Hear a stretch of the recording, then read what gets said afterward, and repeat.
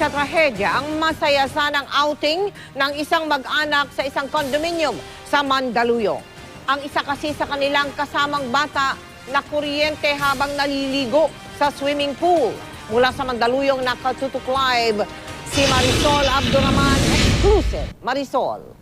Mel, napaka-tragic kaya para sa pamilya nga nitong 13 anyos na batang na kuryente. Noong nagsiswimming lamang kagabi, isa itong bangungot na hanggang sa ngayon ay ayaw na nilang isipin. Ang insidente yan, Mel, patuloy na inimbestigahan ng Mandaluyong Police. Hindi lubos maisip ni Ann Passion ang sinapit ng kanyang 3 anak. Ang dapat sana'y masayang outing nilang mag-iina na uwi sa trahedya.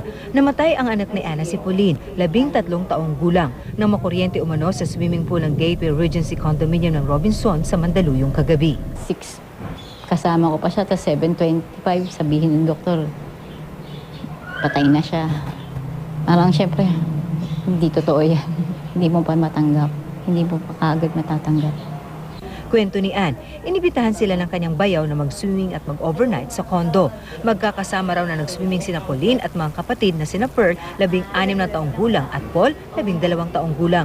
Nagulat daw siya na magsigawan ang mga bata. Nandun po yung anak ko doon sa gitna ng pool na may parang island, na may puno. Nandun siya sa gitnang-gitna at nangingisay po siya. At kumitirik yung mata po niya. Nakuryente pa ako, tapos kahit nakukuryente ko, syempre anak ko yun eh. Parang hindi ko, kung wala akong ano, kung mamatay din ako.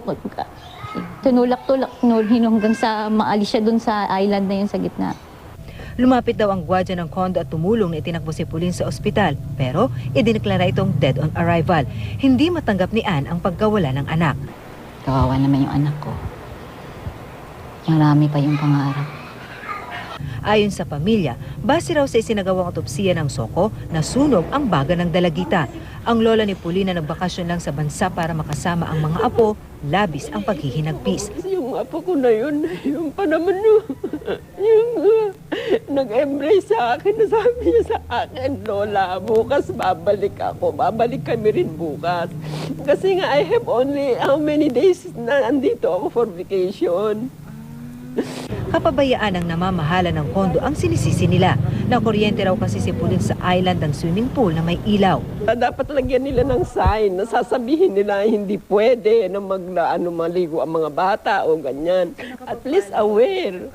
Dinala rin sa ospital kanina ang 2 kapatid ni Pauline. Nakaramdam daw kasi ang mga ito ng pamamanhid ng kamay. Inireklamo na ng pamilya sa Mandaluyong Police ang insidente. Sa tingin ng Mandaluyong Police, may pagkukulang ang pamunuan ng kondominium. Magpapunta na kami ng investigator doon at titingnan nila yung cost ng electrocution. Kung meron mang under-repair doon, dapat lagyan nila ng warning noon, under-repair. Kung meron man silang ginagawa mga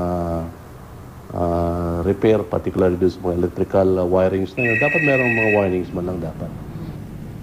Mel, pinuntahan natin kanina ang Gateway Regency, ito yung sa Robinson's Residences, para kunan ng pahayag ang kanilang management o yung admin. Pero tanging ang mga gwardiya lamang ang humarap sa atin. Sa katunayan, pinagbawalan pa nga tayong kumuha ng video doon sa kanilang gateman lang.